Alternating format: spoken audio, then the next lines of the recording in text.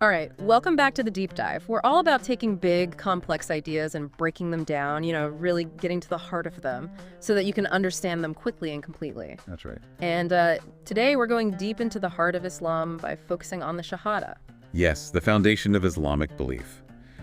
For you, our listeners, understanding the Shahada, which translates to there is no God but Allah and Muhammad is his messenger, is really key to unlocking, the basics of the Islamic faith. Okay. It's the first and most vital pillar of the 5 pillars of Islam. So this isn't just like a religious slogan or anything. This is like the bedrock. This is it. This is the core. Yeah, and that's why we're going to do a deep dive on this.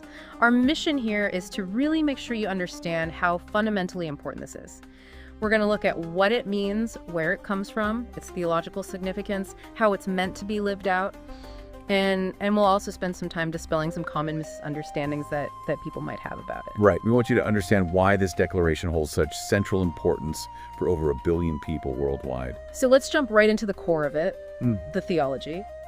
You often hear the terms tawhid and risalah in this context. Yes. What do these tell us about the Shahada? Well, these are the 2 core principles embedded in the Shahada.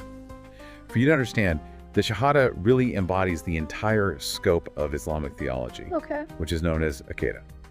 And it achieves this through these 2 fundamental principles, Tawhid and Risalah. Okay, so Tawhid, this refers to the no God but Allah part, right? Exactly. Wow. Tawhid is the absolute cornerstone of Islam. For you, it's crucial to grasp the meaning of Tawhid. And it essentially emphasizes the complete oneness and uniqueness of Allah, negating any other deity worthy of worship. So it's not just saying Allah is a God, but the only God. Precisely. And the beauty of the statement is that it's embedded within the first part of the Shahada, which is La ilaha illallah. Okay. And it operates on 2 levels for you. Yeah. So you have Nafi and Ithbat. Nafi and Ithbat, what are those? Right. So Nafi La ilaha is the negation, the clearing away of any false objects of worship. Anything and everything that people might wrongly take as an object of worship. This could be idols, this could be wealth, this could be power, this could be their own egos. So it's like clearing out the clutter. Clearing out the clutter, yes. Okay. And then you have Ithbat, Ilala, which is the affirmation, the declaration that only Allah has the right to be worshipped. This concept is also known as uluhiyya, the exclusive right of Allah to be worshipped. Okay. Think about it like this. In every area of life, you have some final authority. Right. And uluhiyya is essentially saying that in the realm of worship and ultimate devotion, Allah is that sole authority. Just like in a just system, there's only one ultimate law. Gotcha. So the first part of the Shahada isn't just an empty statement. It's a powerful act for you, rejecting everything else and dedicating worship solely to Allah. Okay, so that's Tawhid. Now, Risala, the second part of the Shahada, Muhammad is his messenger. Right. How should we understand that part? So Risalah, for you, refers to the prophethood of Muhammad, peace be upon him. Okay. It's the belief that Allah chose Muhammad to be his final messenger to humanity, and that accepting him in this role is absolutely essential in Islam. Okay. Think of a messenger who delivers a very important letter. Their role is to convey the message of the sender. Right. And then your response is to the sender, based on that message. Right. So it's not enough to just believe in one God. You also have to believe in Muhammad's role. Precisely. Yeah. For you, the second part of the Shahada, Muhammadun Rasulullah, isn't just a historical statement. Right. It carries a very profound implication. It necessitates following his teachings and the way of life, which is known as the Sunnah of Prophet Muhammad, peace be upon him. So this isn't just like a couple phrases thrown together. It's a really comprehensive statement. Very profound. Yeah. Now, where does all this come from? Like, what are the texts? Are there any specific texts that really hammer this home? Absolutely.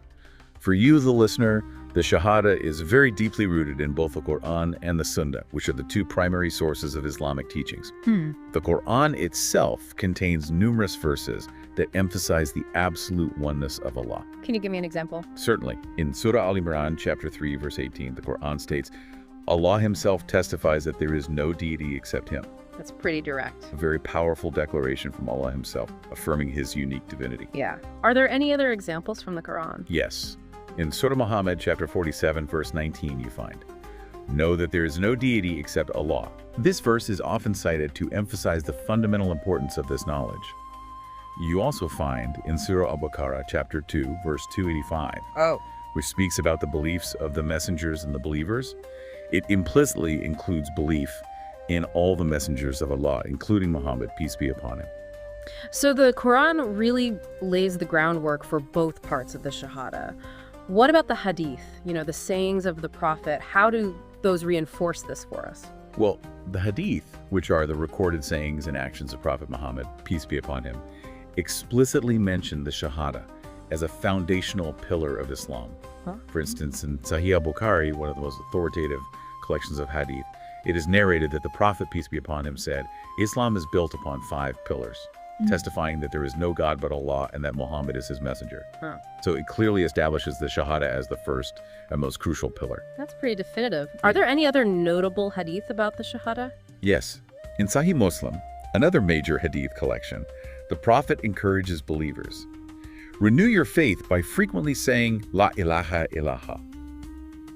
This highlights the importance of this declaration, not just as a one-time thing, but as a regular part of a believer's life. Okay. And perhaps most profoundly, another hadith in Sahih Muslim states, whoever dies knowing fully well that there is no deity but Allah enters paradise. Wow. This underscores the ultimate significance of this belief. This isn't just a passive intellectual acknowledgement, but a deep lived understanding that fundamentally reorients one's life. So these texts really drive home just how central this is. But it's, obviously it's more than just reciting words. Yeah. How are Muslims encouraged to actually internalize this, to make it part of their daily lives? Well, you're absolutely right. The Shahada is not meant to be a hollow declaration. Right. True internalization involves several key aspects. First and foremost is sincerity, or ikhlas. This means purifying your intentions in all acts of worship in life in general, doing things solely for the sake of Allah.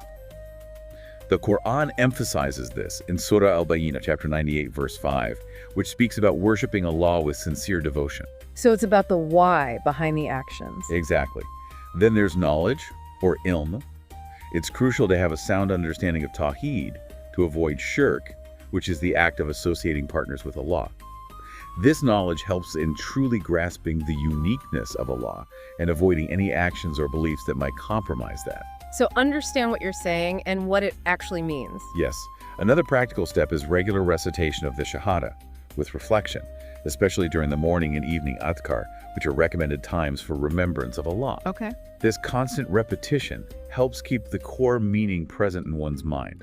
It's like a daily anchor, keeping you grounded. Yeah, like a reminder. Exactly. But perhaps the most important aspect of all is that the Shahada should be a lived application. Right. It should manifest in how a Muslim conducts their entire life. Right. This means aligning actions, decisions, ethical conduct with Allah's command and the Prophet's example. So it's not just about what you say in private, but how you act in the world. Exactly. It should shape your interactions with others, your work ethic, your treatment of family, your engagement with society. So can you give me some specific examples of how this, plays out in the real world? Like how would someone who's living by the Shahada, how would their life be different? Certainly. So in terms of ethical conduct, the Shahada mandates honesty, justice, compassion. You can see this in Quran 1690 near, which calls for justice, kindness, generosity. So, for example, a Muslim striving to live by the Shahada would be expected to be truthful in their dealings, fair in their judgments, compassionate towards others. So it dictates like your moral compass. Yes. In terms of social responsibility, the Shahada fosters a sense of unity within the Ummah, the global Muslim community. So recognizing that there is only one God and following one prophet promotes a sense of brotherhood and sisterhood, transcending racial and tribal divisions, which the Quran mentions in Surah Al-Hujurat, chapter 49, verse 13. So this shared sense of belonging and purpose? Exactly. And in times of difficulty, the tawakkul, or trust in Allah that stems from the Shahada, provides incredible resilience. Okay. Knowing that Allah is in control and the ultimate disposer of affairs, as mentioned in Quran 65.3, helps believers to face challenges with patience and hope. It's a source of solace and strength. Exactly. Let's take the example of a Muslim entrepreneur. Guided by the Shahada, they would avoid unethical practices like riba, interest, or any form of exploitation. Their belief that there is no God but Allah would translate into prioritizing divine guidance and ethical principles over purely personal gain in their business transactions. So even impacts, like your financial dealings. It impacts all aspects. Yeah. Now, given how fundamental this is, are there any common misunderstandings that people might have about it? Yes, absolutely. One very common myth is that simply reciting the Shahada once in your life is enough to guarantee salvation. Okay. However, the understanding from the Quran, such as in Surah Al-Baqarah, chapter 2, verse 8, and Surah Al-Munafiqun, chapter 49, verse 14, and the general teachings of Islam, emphasize the need for a lifelong commitment of faith. So it's not a one-time thing? Not at all. It's about consistent application, striving to live by its principles throughout one's life. Okay. Another misconception is that the Shahada is solely about belief and doesn't require action. But as we've discussed, faith in Islam necessitates righteous deeds. The Quran in Surah Al-Asr, chapter 103, verses 1 to 3, highlights the importance of both faith and good works, and numerous hadith, like one in Sahih al-Bukhari, number 50, link faith to actions. So they go hand in hand? Absolutely. They are inseparable in practice. Another misunderstanding is that mentioning Muhammad, peace be upon him, in the Shahada is somehow optional or less important.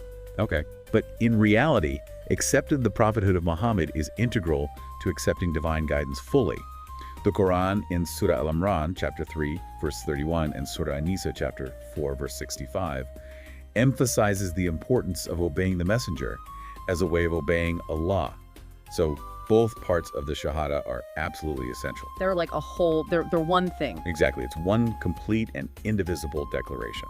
So how would you say, how can people really make sure that they've got this? Like, what are the steps to, really master it? Well, achieving a deep understanding of the Shahada is a continuous journey. It begins with reflecting on its fundamental conditions.